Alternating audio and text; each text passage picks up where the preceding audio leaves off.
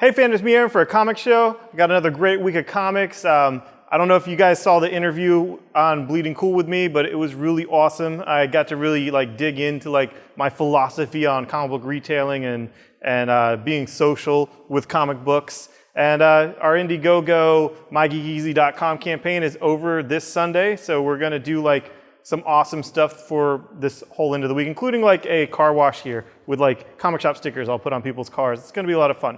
But this week, Raccoon, biggest book of the week, biggest book of the month for everyone in sales, and it's Scottie Young. Scottie Young, multiple Eisner Award winning, and it was a lot of fun.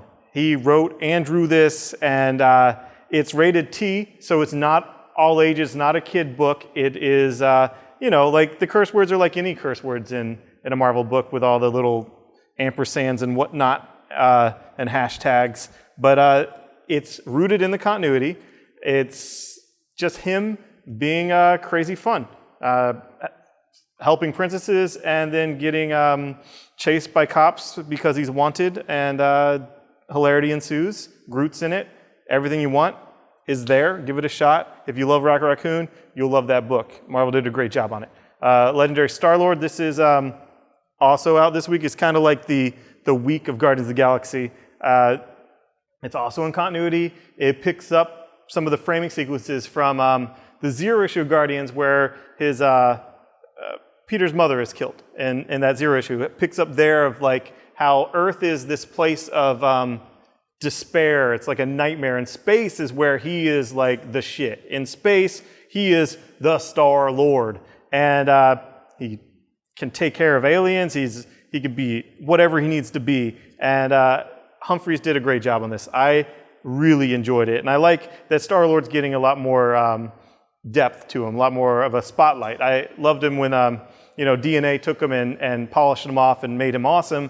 But with this, he actually have a love interest in here, something awesome that came out of the whole crossover with the all-new X-Men. So I really enjoyed that book. Speaking of fun books, Deadpool vs. X-Force #1 was hilarious. This is what Deadpool is, meant to do. Just kind of strain logic and whatever. It's Deadpool versus X-Force back before they were X-Force. He's going through time to, he's supposed to do something from this billionaire that wants, to save his grandson or whatever.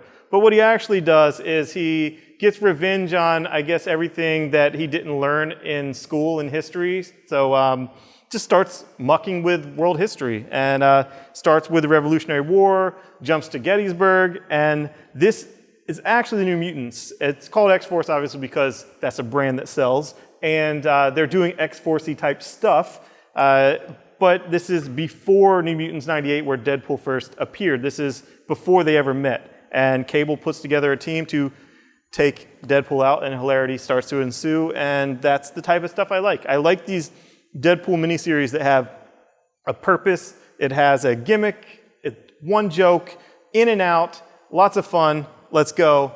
I like that. It's way better than having multiple X-Force titles running at the same time. Have in and out 4-issue miniseries, done, done, done. You don't like the premise, don't get it. You do like the premise, do get it.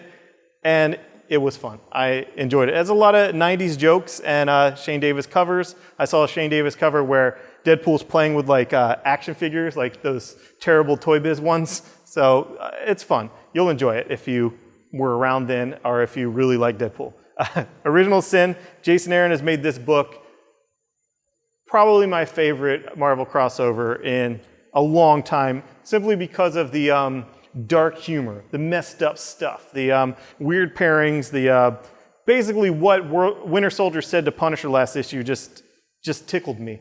And I've repeated it so many times and probably ruined it for people that hadn't read the book yet, but I didn't ruin it on the video, and that's what matters. But this issue is a lot of Nick Fury, a lot of backstory, but it's all good, and I can't wait for the next one. I like that it's coming out every 2 weeks. Moon Knight, Warren Ellis, sad to see him go. Love what he did with this character. I am happy that Brian Wood's taking over. He's a good choice, but this is a great issue. Great single issue story, and it's all Mr. Knight, and I'm really digging it. So hopefully Brian Wood continues in the same vein that Warren Ellis did, and we continue to get great Moon Knight. And finally for Marvel, Miles Morales, the Ultimate Spider-Man. You see the cover, you see him fighting the Goblin Norman, the same dude that killed the previous Ultimate Spider-Man that wasn't Miles Morales, Peter Parker, and there's going to be a rematch. So, awesome. If they're going to reboot the universe or destroy the Ultimate Universe or whatever, at least Bendis is telling these big stories that he wants to tell that we want to read before that happens. If that happens, it's going to happen. Bendis already has them crossing over in All New X-Men.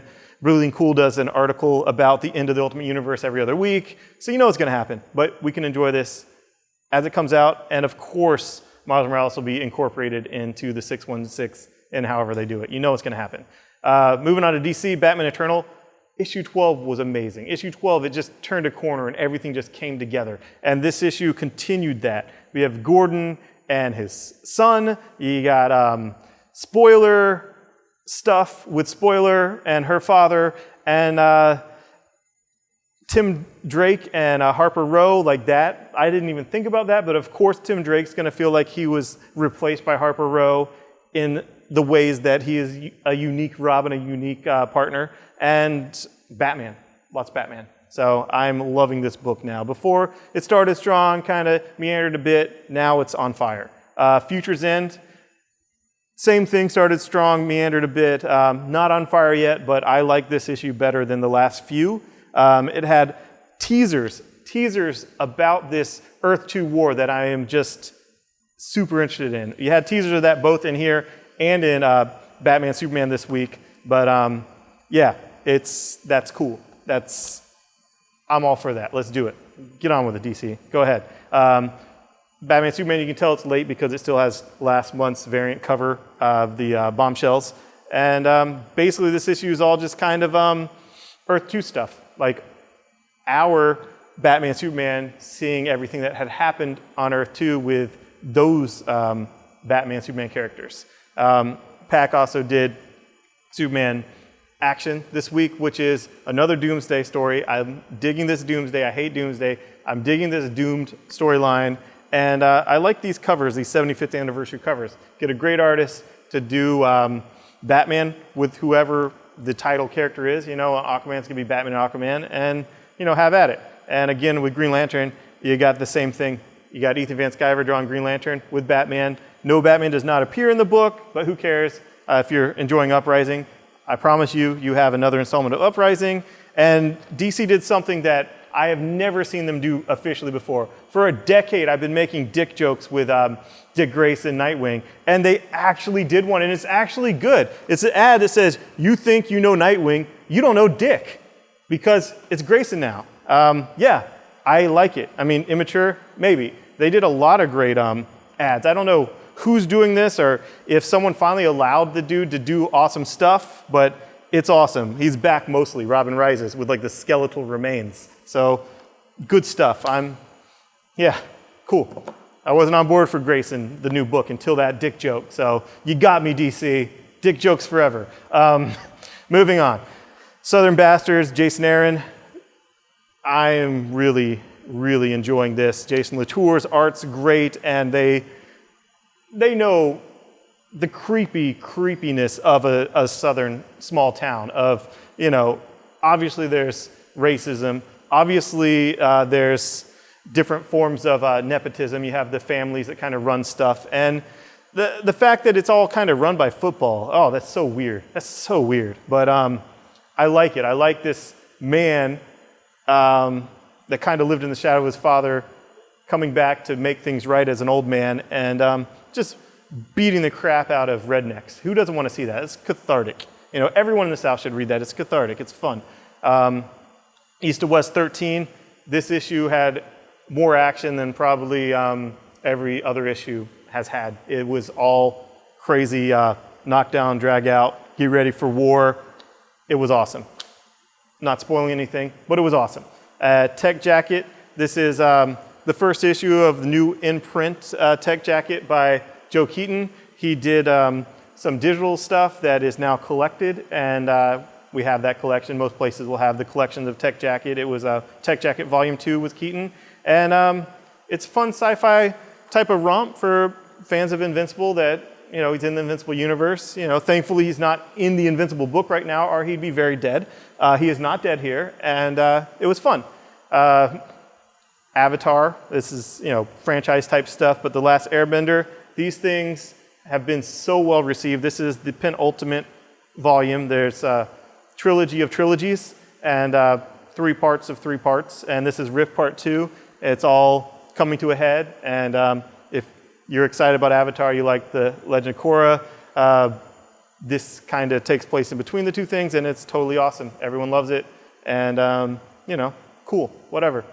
Floats your boat. I have to mention it, or else people are like, why didn't you mention that? I want to know when it comes out. It comes out so infrequently, and the final volume will be out in November. I got information. And Boom Studios' RoboCop. This is number 1 of the ongoing by Joshua Williamson, who you probably like from Ghosted, and it's the RoboCop you like. This is the movie RoboCop in that universe with those supporting characters, great gritty art, and if you like RoboCop, you will like it. That's it for this week. Thanks, bye-bye. Thanks for watching. Share, subscribe, comment, and if you're local, we got cool stuff in here. Thursday night, we're going to have a story reading of embarrassing stories by local writers. Friday, we're going to have a concert instead of karaoke. Shinobi Ninja from NYC will be here. And then Saturday's Pray It Loud. And Sunday, we're going to have karaoke. For our big end of our My Geek Easy Indiegogo. Saturday, we're having a car wash. Sunday, an end cap with karaoke. And it's going to be a lot of fun. Thanks, guys. Bye-bye.